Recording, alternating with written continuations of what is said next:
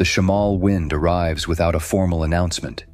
It builds across the Mesopotamian plain overnight, drawing hot, dry air from the northwest quadrant and pushing it south and southeast across the Tigris-Euphrates basin, across the Kuwaiti Desert, across the northern reaches of the Persian Gulf. By the time it reaches the Gulf's open water, it carries suspended sand and fine silt from 3 countries. At altitude, the particulate thins and the sky remains visually clear. At surface level and below 8,000 feet, a mature Shamal reduces horizontal visibility to under half a mile and turns the air a uniform brown-orange that no instrument on any aircraft can see through with conventional radar clarity. The sand and silt particles create a specific backscatter problem for airborne radar systems. The clutter returned from the suspended particulate at low altitude is dense enough to mask small, slow-moving targets, and in some frequency bands, to degrade coherent pulse Doppler processing significantly. The IRIAF knew this. At 22:41 p.m. over the northern Persian Gulf, USS Dwight D. Eisenhower was transiting the Gulf at a bearing of 127 degrees, speed 17 knots, in the 5th hour of a Shamal that had reduced surface visibility to approximately 1,800 feet and had pushed the particulate ceiling from the surface to 7,400 feet above sea level. Above that ceiling, the sky was clear, the stars visible with the cold intensity of an atmosphere stripped of moisture, the ambient light from oil platform flares giving the overcast an orange glow that made the ceiling look lit from below. The Gulf at night during a Shamal has a specific visual signature from above.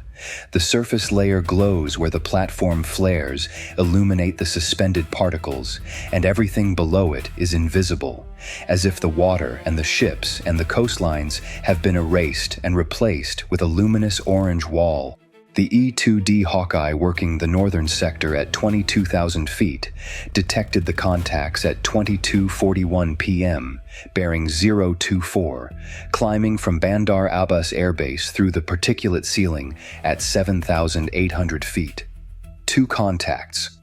The characterization began immediately and produced a result that the Hawkeye controller had not logged from that airfield in 11 months of rotation coverage. The radar cross-section profile and the climb rate signature were inconsistent with the MiG-29 and Su-22 types that comprise the majority of IRIAF sorties from Bandar Abbas. These contacts were larger in frontal cross-section, slower in climb rate, and their engine exhaust infrared signature, detectable by the Hawkeye's passive sensors at this range, was consistent with the J-79 turbojet engine, a power plant that entered service in 1958 and that the IRIAF flew in exactly one airframe type, the F-4E Phantom II. Iran had received approximately 225 F-4 airframes under the Shah's government in the 1970s. Decades of sanctions, embargoes, and the natural attrition of operating complex aircraft without access to their original manufacturer's supply chain had reduced the operational inventory to somewhere between 30 and 60 airframes, depending on the assessment methodology and the date of the assessment. The aircraft that remained airworthy were maintained by IRIAF engineering teams who had developed indigenous repair and refurbishment capabilities out of necessity. The F-4E was a 1960s generation fighter with a maximum speed of Mach 2.2, a fire control radar that predated digital processing, and an operational ceiling of 58,000 feet. It was, in the context of 2024 peer competitor aviation, obsolete in its sensor architecture. It was also, on this night, airborne, climbing through 9,000 feet on a bearing of 194 degrees, directly toward the carrier group's projected position. The scramble order reached the alert pilot at 22:42 p.m. The catapult fired at 22:43 p.m. in 12 seconds. 0 to 165 knots in 2.3 seconds. The night launch from the carrier deck a purely instrument event. No visible horizon, No visual reference to the sea surface. The overcast below the aircraft from the moment the gear retracted, and the nose pitched up into an orange glow that was not sky and not ground, but the Shamal's ceiling, reflecting platform light back upward. The F-35C climbed through 400 feet, 800 feet, broke through the particulate ceiling at 7,600 feet into the clear air above it, and immediately the world changed. Below was the glowing orange lid of the Shamal. Above was the clear black of the Gulf night, stars hard and plentiful. The horizon where the particulate layer met the clear air, a sharp and luminous line extending 360 degrees around the aircraft. The cockpit at 12,000 feet was cold against the canopy glass and absolutely quiet except for the oxygen mask and the engine's distant vibration through the seat. The HMD showed the contact bearing 024, range 61 nautical miles. The AN/APG-81 in search mode was already displaying the problem. The radar picture below 7,400 feet was dense with backscatter clutter.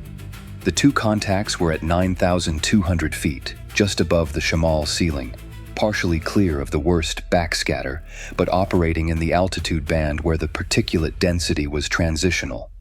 The radar was providing intermittent returns rather than continuous tracks. The fire control solution confidence on both contacts, below threshold, fluctuating between 31 and 58% as the clutter returned between pulses.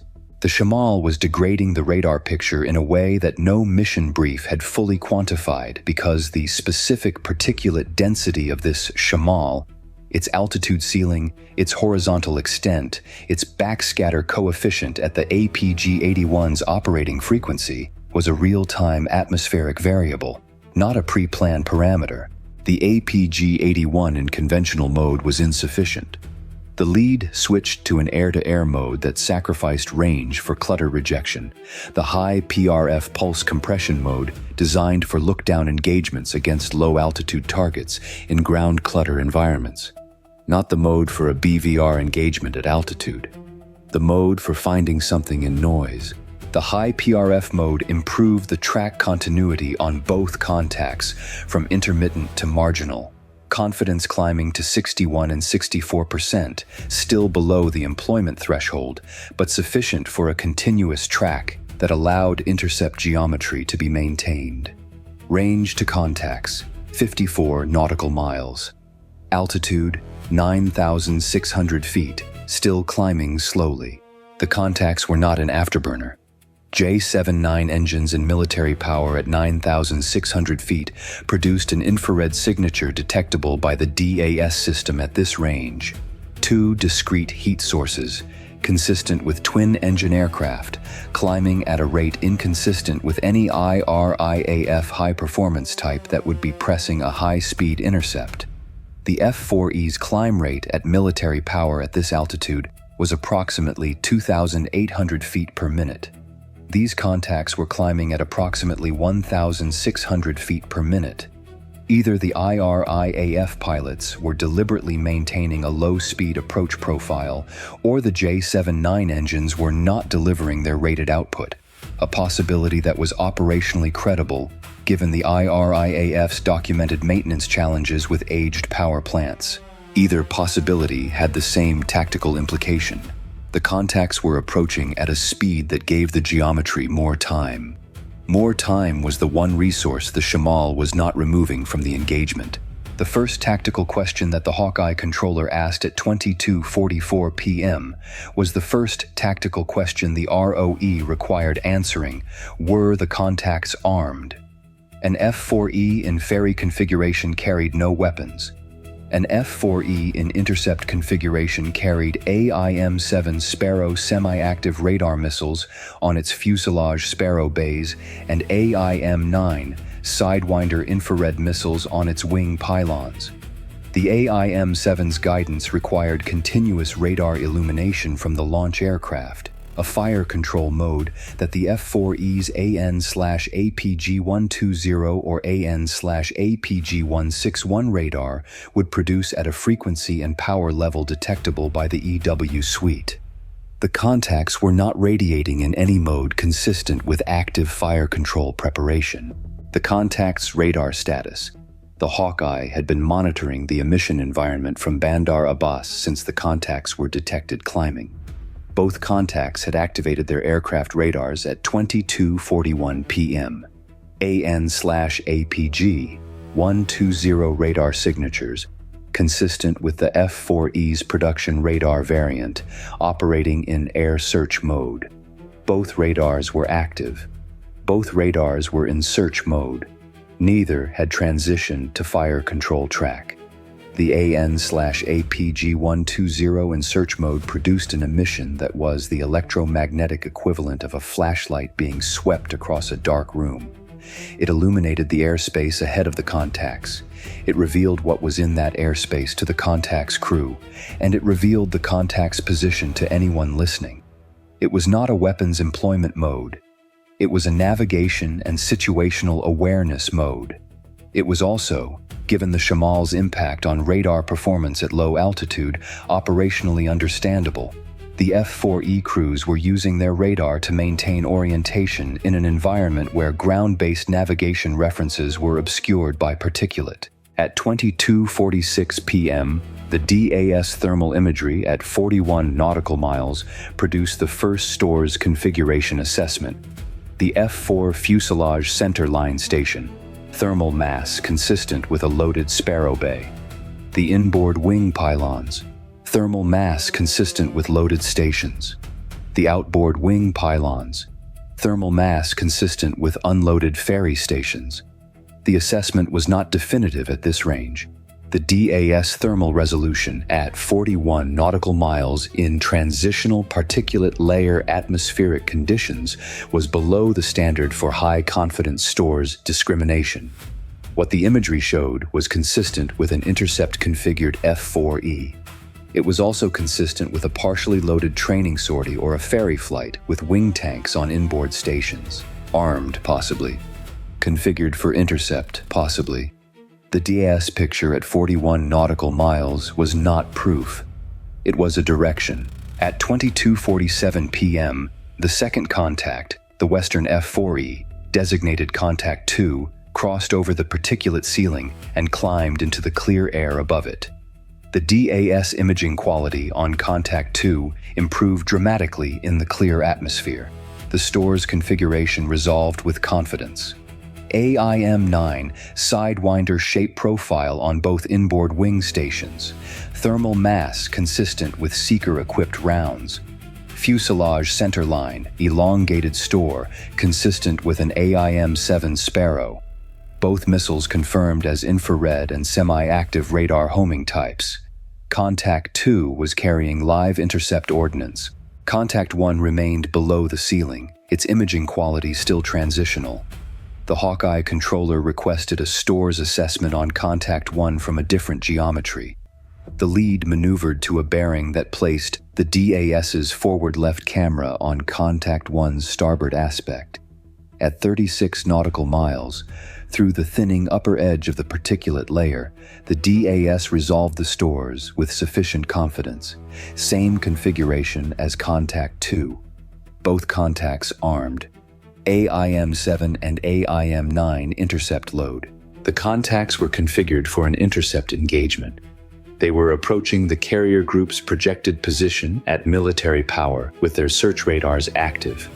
The ROE assessment shifted from possible provocation to probable hostile approach profile. The second friction event arrived at exactly this moment, and it was the most tactically significant of the night.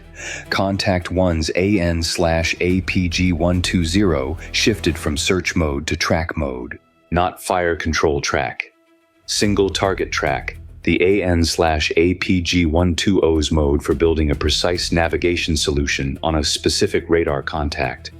The contact it was tracking, the E-2D Hawkeye, which had been operating its own radar above the particulate ceiling, and whose APS-145 was a large, non-stealthy, continuously emitting radar source at 22,000 feet. The F-4E pilot had found the Hawkeye on his radar and was tracking it. The Hawkeye was not a combatant. It was, on this night, in this geometry, the navigation reference that the IRIAF crew needed to maintain their approach, bearing through the Shamal degraded picture below. The RWR on the Hawkeye registered the AN/APG120 track tone. The Hawkeye controller reported it on the tactical frequency. Calmly, precisely, the language of a professional who had briefed this scenario and had a protocol for it. The Hawkeye began a gentle descent, not an aggressive egress, a measured withdrawal to an altitude where the particulate ceiling would mask the APS-145's radar signature from the F-4E's tracking mode. Below 7,400 feet, the backscatter clutter would degrade the AN/APG120's track continuity on the Hawkeye, just as it was degrading the APG81's track continuity on the F-4Es. The Hawkeye descended through 9,000 feet at 22:48 p.m. The AN/APG120 track on Contact 1 went from single target track to search mode within 40 seconds of the descent initiation. The F-4E pilot had lost his navigation reference.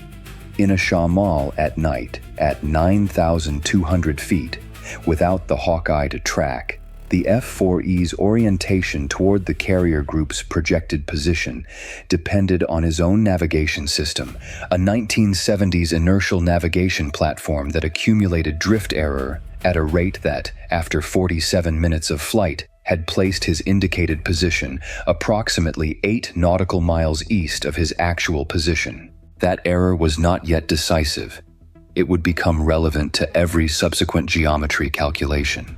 At 22:49 p.m., the lead reached 18 nautical miles from Contact 2 and activated the APG-81 at full tactical power.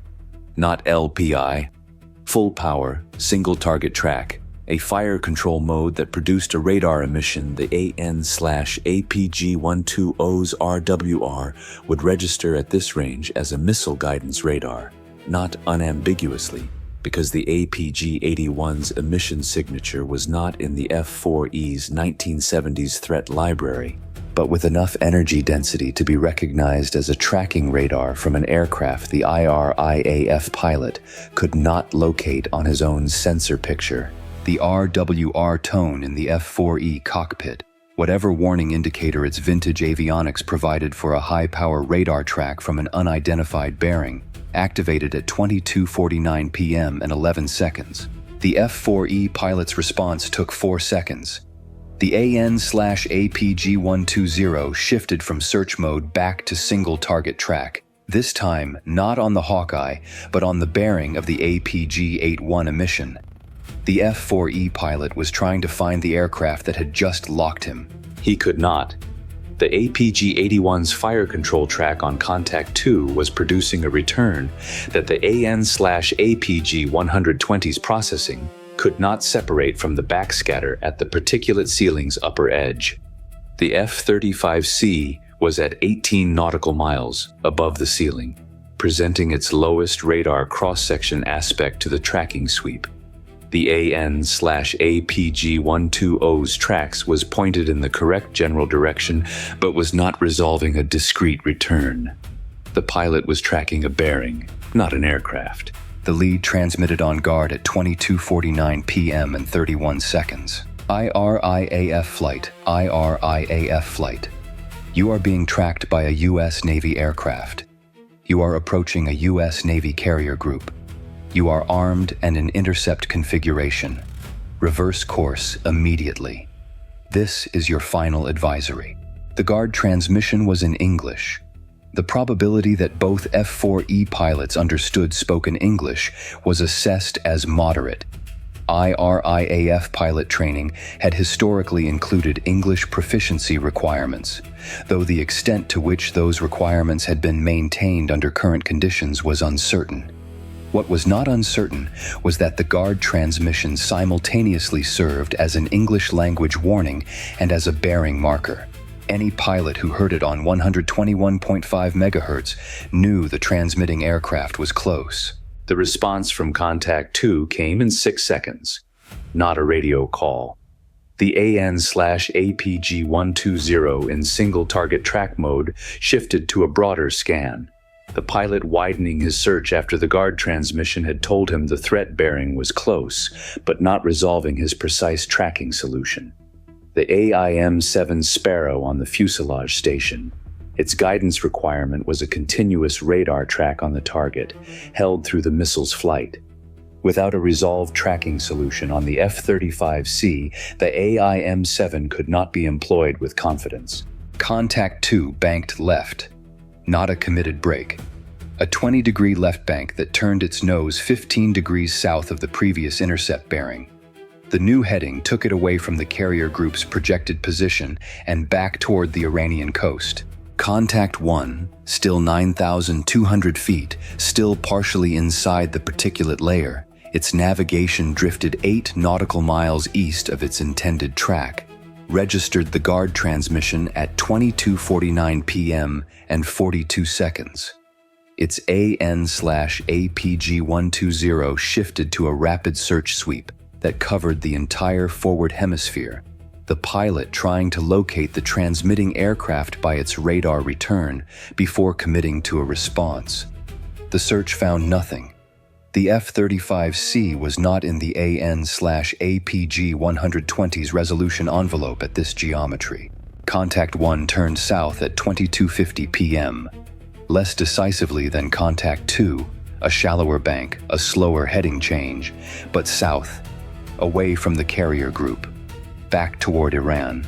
At 22:51 p.m., the lead transmitted to the Hawkeye. Sentry, Falcon lead. Both contacts turning south. Contact 1 bearing 016, range 28, turning south-southwest. Contact 2 bearing 022, range 21, heading 188. Both contacts aggressing. No fire control radar lock on any friendly. No ordnance employment. Contacts reverting to search mode. Continuing passive track. The Hawkeye acknowledged and began its climb back to 22,000 feet. The particulate layer below them was unchanged. The Shamal had not paused for the engagement. The orange glow of the platform flares was as constant as a street light. The passive track on both contacts continued as they descended through the particulate ceiling and disappeared into the backscatter at 22:52 p.m. The APG-81's high PRF mode maintained marginal contact on both through the clutter for an additional 7 minutes, watching the returns move steadily northeast, away from the Gulf, toward the Iranian coast. At 2300 p.m., both contacts were below reliable track range, and the clutter had fully absorbed their signatures. They were gone the way they had arrived, into the Shamal.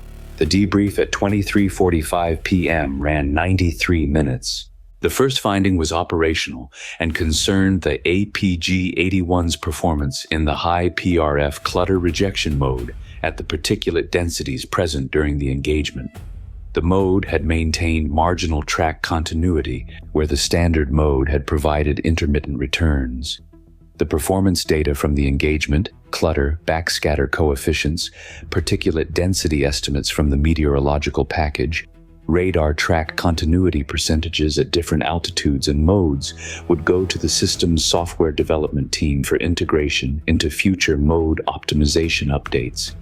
The Shamal was a predictable atmospheric event in this theater. The radar's performance in it was a predictable operational parameter.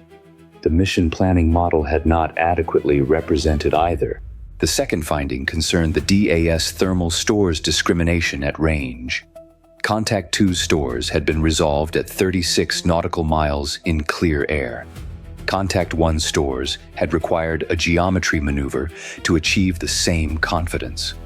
The workflow that the lead had used, descend to the clear air altitude, acquire the target in DAS thermal mode, maneuver to a stores confirming aspect before activating fire control radar, had taken 7 minutes from first contact detection to confirmed armed status. In a scenario where the F-4Es had been pressing a high-speed intercept rather than an unexpectedly slow military power approach, 7 minutes would not have been available. The recommendation, Update the pre-mission planning model for low-altitude armed platforms in Shamal conditions to include a store's discrimination geometry requirement that accounts for atmospheric degradation. The third finding was the one that shaped the intelligence assessment. The F-4E crews had demonstrated tactical awareness and professional response behavior that was inconsistent with the pre-mission intelligence assessment of IRIAF F-4 operational capability.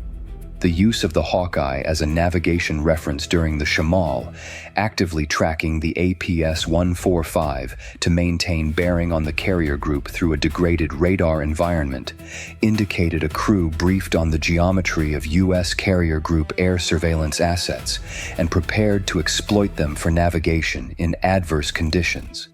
That was not a trained response available to pilots with 15 flight hours per year. The IRIAF's F-4 training standard was being reassessed upward. The operating cost of the engagement, the F-35C at $12,000 per flight hour for 41 minutes, approximately $8,200.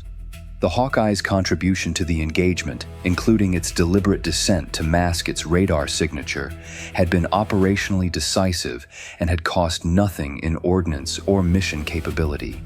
The two F-4Es, with their J-79 engines, burning approximately 2,100 kilograms of fuel per hour at military power for 53 minutes each, had consumed approximately 3,700 kilograms of aviation fuel at a cost the IRIAF would not publish. The carrier group's night transit continued undisturbed. The Shamal was still running at 3 a.m. when the watch changed. The surface layer was unchanged. The orange ceiling unchanged, the Gulf invisible below it. The particulate that had degraded one radar and allowed a 1960s-era jet to navigate by another was still in the air at the same density, moving at the same speed, indifferent to the engagement that had passed through it 2 hours earlier. 2 F-4E Phantoms, 1 F-35C Lightning II, 1 E-2D Hawkeye, 9,600 feet intercept altitude, 22,000 feet Hawkeye orbit, 12,000 feet for the F-35C, 41 minutes from scramble to contact egress. Shamal ceiling at 7,400 feet, surface visibility 1,800 feet. A PG-81 radar picture quality, degraded, functional. DAS stores discrimination, confirmed at 36 nautical miles in clear air. Ordnance employed, 0. Fire control lock on friendly, 0. F-4. E-navigation technique in Shamal conditions, noted. IRIAF F-4. Operational standard, reassessed. Message delivered, the Shamal does not blind us. You are still visible from above it.